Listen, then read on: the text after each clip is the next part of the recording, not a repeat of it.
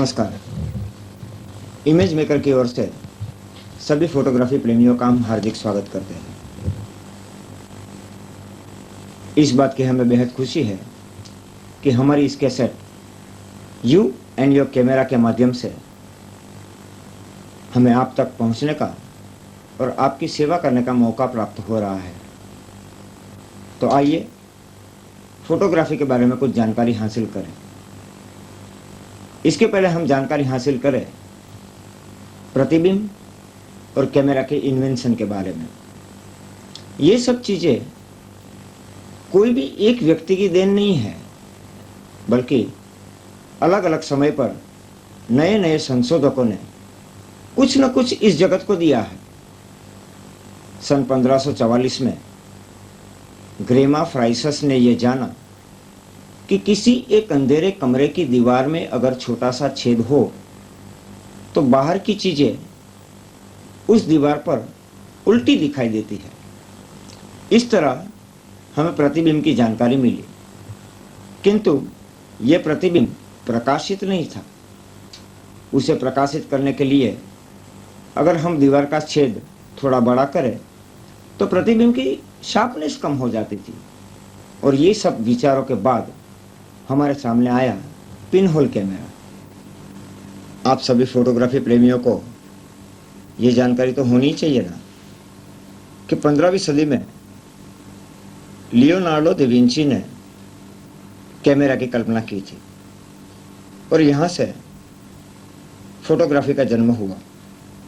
सन 1545 में जियोवानी बाप्टिस्टा ने पहला पिन होल कैमरा बनाया और सन 1558 में हमें यह प्रतिबिंब कैसे मिलता है उसकी जानकारी थी।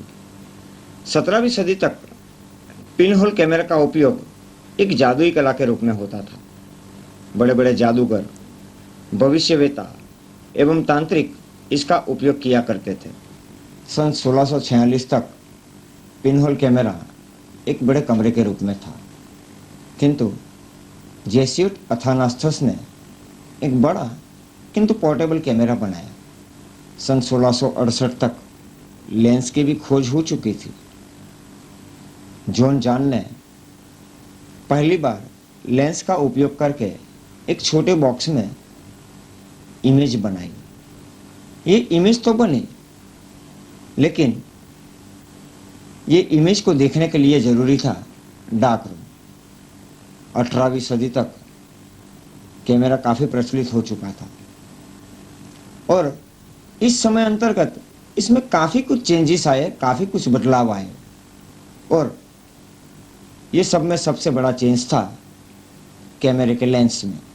सन 1770 में गियोट ने एक लंबी फोकल लेंथ वाला लेंस और मिरर का प्रयोग करके एक रिफ्लेक्स कैमरा का मॉडल बनाया, जिसमें इमेज लेंस के सामने नहीं किंतु एक तरफ रखे हुए बटर पेपर, यानी कि आज के ज़माने में हम जिसे फोकसिंग स्क्रीन कहते हैं, उस पर मिली। मगर ध्यान रहे, अब तो सिर्फ इमेज ही मिली है, इमेज को तस्वीर का रूप नहीं मिला। सन 1816 में नेप्से ने इमेज को तस्वीर का रूप देने की कोशिश की, किंतु ये कुछ ठीक नहीं थी।